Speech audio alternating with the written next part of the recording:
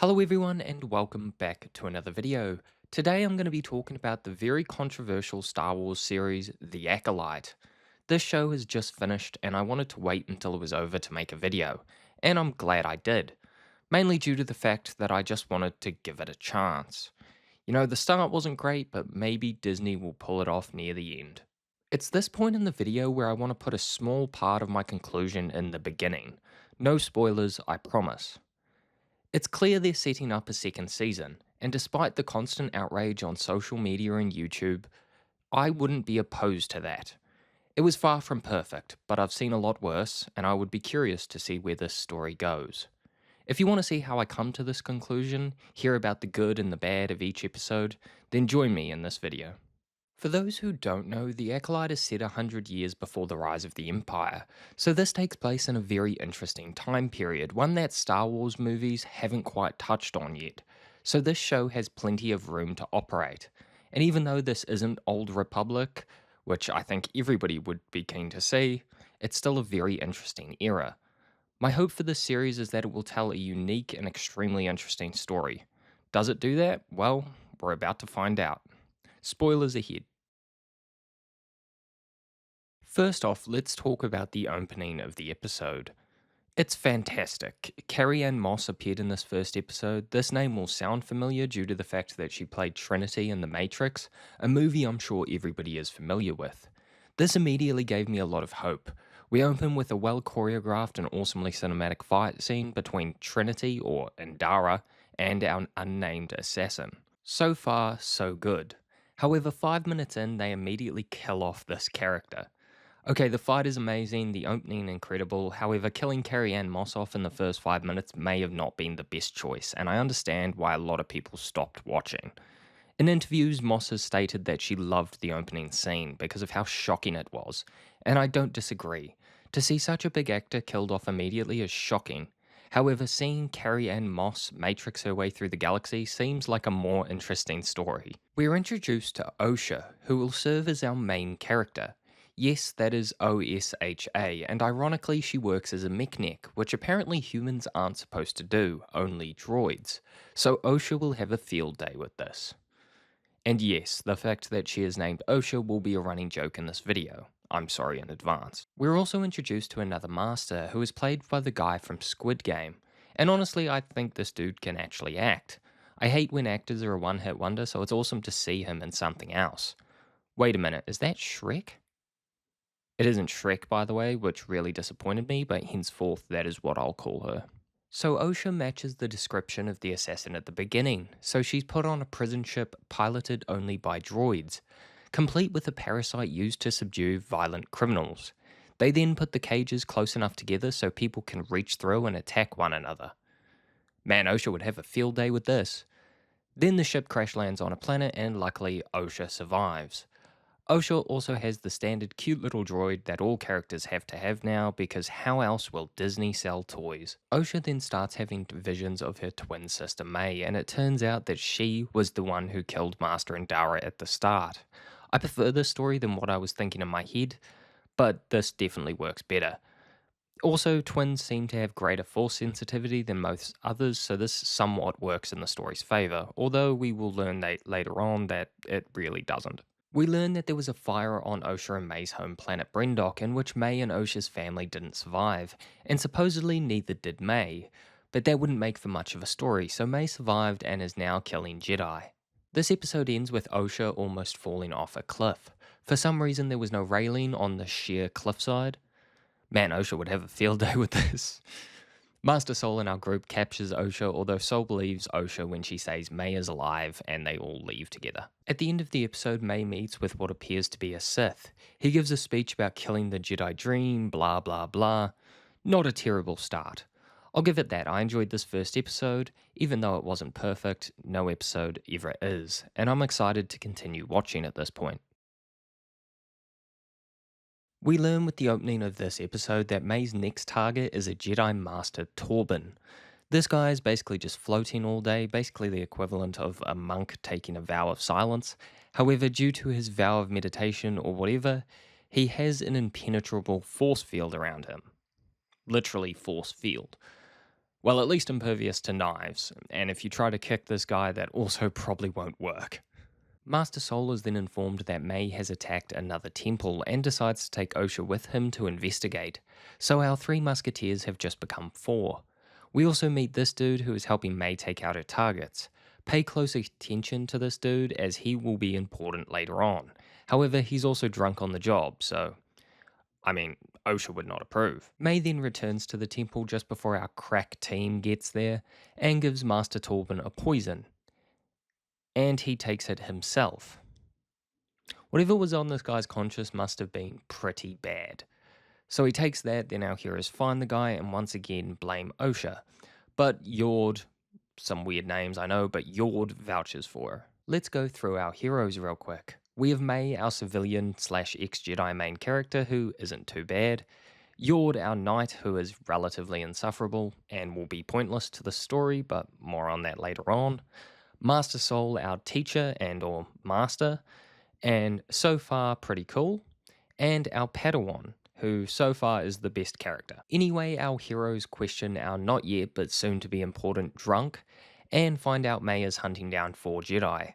So we're 50% of the way there and they hole up waiting for May to return. We actually then get quite a cool fight scene between Master Soul and May. Its choreography is pretty cool and it's told through a few different perspectives. They corner May and she ends up escaping. However, not before she finds out that Osha is alive. They have a little scene calling her Oshi. It's okay, I suppose, probably a little bit cringy. At the end, we're introduced to a Wookiee Jedi and the third master on May's list.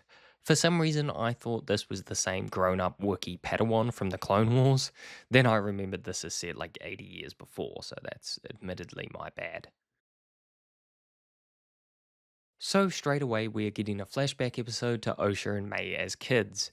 This is kind of cool, except for a thing that every movie does where they have the two sisters say this line to each other that's important to them and shows their, togetherness. Something that very few real people actually do.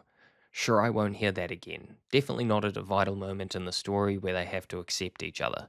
Nah, definitely not. We learn that Osha and May were raised in a coven of witches, particularly witches that use the Force. It's also clear that May is more into this than Osha, but nevertheless, the girls begin the ascension to become part of the coven, and I'm assuming fully blown witches. May wants this, Osha doesn't. In the middle of the ascension ceremony, the witches are interrupted by the Jedi arriving.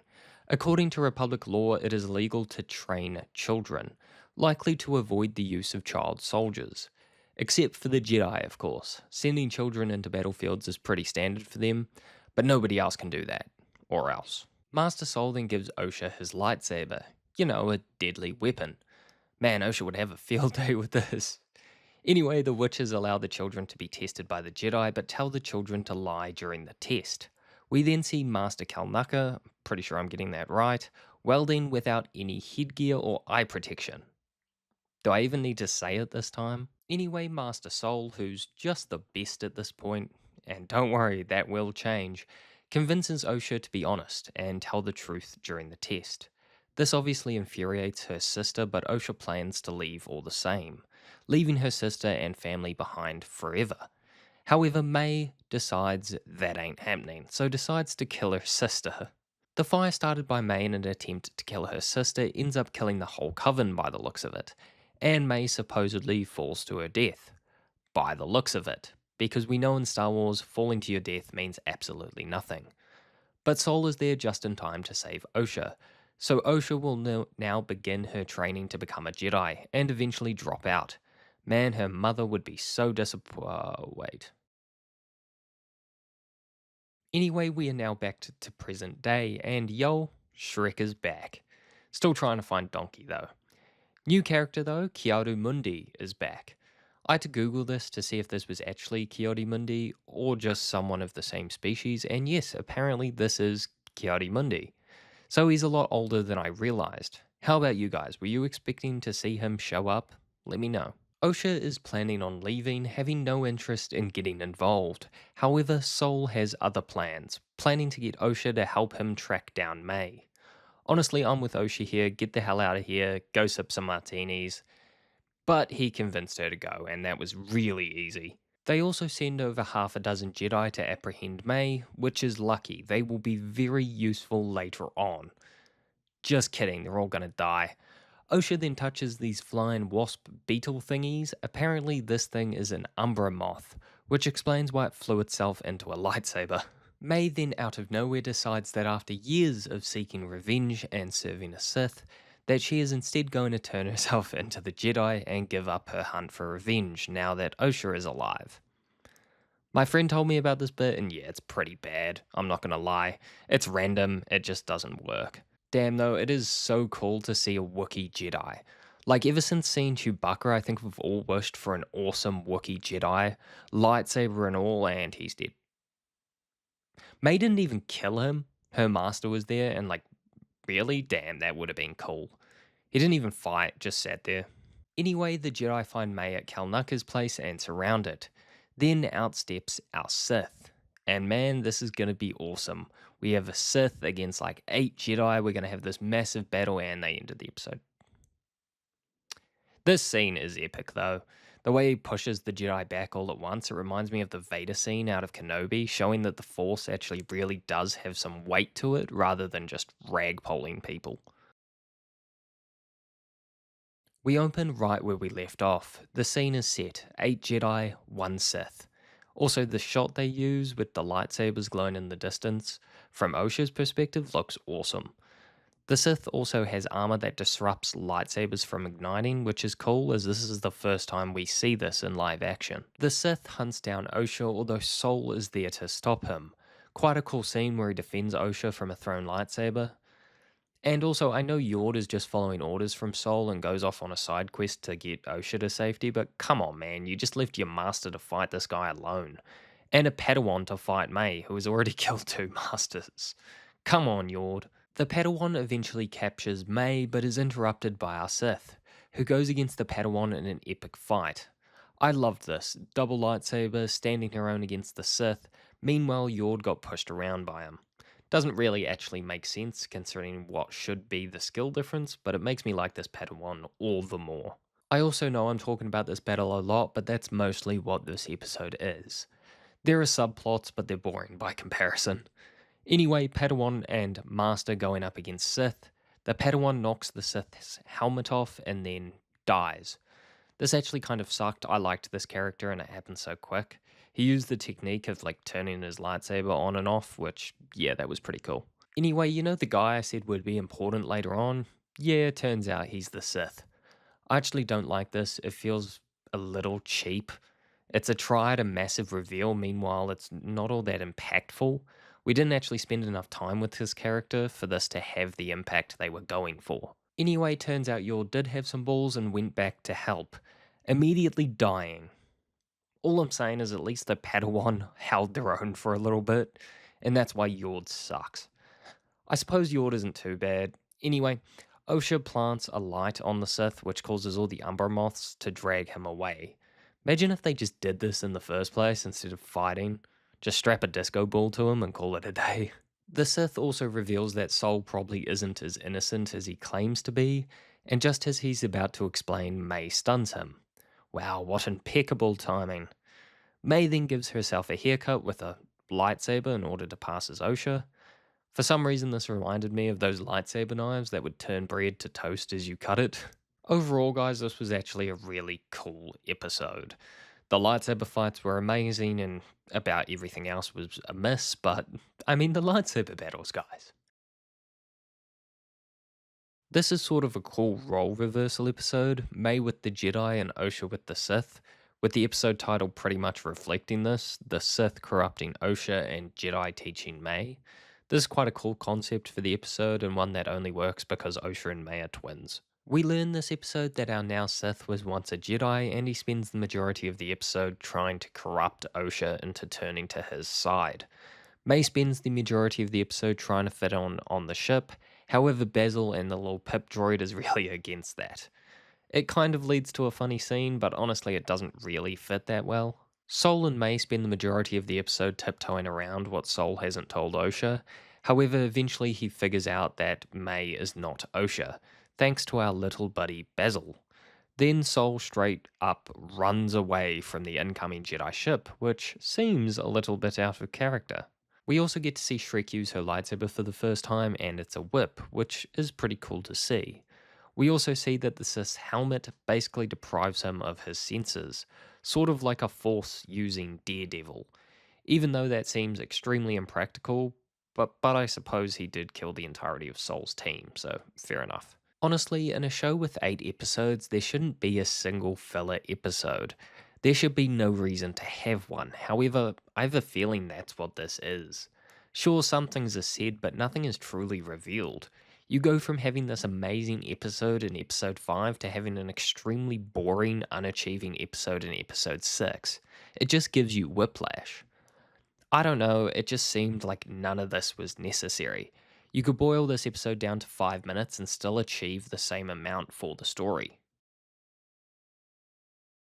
We get another flashback to Brindok, this time following the Jedi. Turns out they were on a science mission after the planet developed life in a short time span. Turns out they're looking for a Virgence on a planet, which is a planet rich in force energy. Why not just stick a needle in it and measure its midichlorians? The beginning of this episode is quite cool. We see the events that happened in Osha and May's flashback, but this time from the Jedi's perspectives. We also see from Torben's perspective what happens when he was bewitched by the girl's mother, which is quite cool. In this episode, we also get to see May's test, which is as laughably bad as Osha's. We also see the other half of Osha's. However, even though Sol wants to take Osha, the council will not allow it. Apparently, the girls are also symbiotes of the same. What does that mean? Not a clue, but we will find out. So basically, the witches split the consciousness of the girls into two, but they are the same person. I like how this episode plays out, with the Jedi having two teams, one trying to rescue Osha and May, and the other trying to prevent conflict. And the same thing on the side of the witches. In an attempt to prevent conflict, though, Sol kills the girls' mother, which naturally leads to all-out war. The witches take control of Kalnucka, and we get sort of a cool fight between the Jedi and our Wookiee Jedi. Sol also has some moments where there's a bunch of slow-mo jumps, which actually kind of reminded me of the Old Republic cinematics, which I quite liked. Sol uses the Force to hold up the two platforms the girls are on, but can only hold it for so long, so he makes the choice to hold up Osha, which shows where a lot of his guilt has come from. The Coven is killed, Torben has failed. I liked this, it showed the Jedi basically screwing up, and the show has shown us how they each dealt with this. Kalnucka went into hiding, Torben became a levitating man, and Sol has had to live with this decision. Here we go, the final episode, the one for all the beans, the chance to make it all work. We start with Sol about to tell May that her and Osha aren't really sisters, that they are, and she tased him. This show does that every single time. There's about to be a reveal and they just miss it. It does get really repetitive. We get a ship chase between May and Sol after she escapes, which is kinda cool. Then May survives a crash on Brindok. Man, I'm really glad that these sisters are simply unkillable in ship crashes. Otherwise, this would be a very short show. Darth Plagueis also appears in this episode, so that's Palpatine's master. Everybody's naturally freaking out about this. It's the first time that we've properly seen him in live action, so props to the show. Osha and our Sith Lord chase May and Sol to Brindok. It's cool that these characters see all the destruction left in their wake. We also get another duel between Sol and the Sith. I will give it to this show, the duels are pretty amazing. They have done well with this aspect, and that is a big thing in a Star Wars show. We learn pretty much what we've already been told, that Osha and May's mother created them using the Force. But hear it in this episode, it sounds a lot more familiar to what Plagueis, or maybe it was Palpatine, I can't remember, but Palpatine or Plagueis creating Smanik and Piewalker. Osha then kills Sol. Yeah, so basically Osha, I'm assuming, is the dark anger and fear, as we've seen throughout the show, and May is the opposite, I suppose. To be fair, she has been loyal, honest, so I suppose that's what they're going for. Also, when May fell, she got sucked into a tunnel, and that's how she survived. Sure, seems legit. Anyway, Osha and May forgive each other and talk about the rhyme. Told you that would come back. Then the Sith erases May's memories, so the Jedi can't use her to find them, and Osha goes to train with the Sith. Cool beans. Shrek, who doesn't look like Shrek anymore because she changed her clothes, does what any politician would do and throws Sol under the bus to the Senate, clearing May's name in the process. She also asks May whether the name Osha means anything to her, and I would like to answer on her behalf. Yes. Yes, it does. Yeah, you thought that was over. Nah. Yoda then pops up at the end, which realistically had to happen. Wow, we made it to the end. Well done. I'm now going to break down the aspects of the show a little bit more and talk about some of the good ones and some of the bad ones. As I just mentioned, the lightsaber battles, the force fights, really cool. As I've said, this is important in a Star Wars story, that they get this stuff right. And although there's a few moments where they slip, overall I found these really good. As for the writing, I understand the problems people had with this. Sometimes it was good, sometimes it was terrible. I also felt as though this show didn't know whether it was aimed at the younger generation or at the older, more mature Star Wars fans, and because of that, the show seemed to flip-flop between good, great, and honestly pretty mid. Overall, it's clear they're setting up a second season, and despite the constant outrage on social media and YouTube about this show, I wouldn't be opposed to that. It was far from perfect, but I've seen a lot worse, and I would be curious to see where this story goes. Told you this was from the end. Anyway, thank you all for watching, and I look forward to seeing you again. Bye.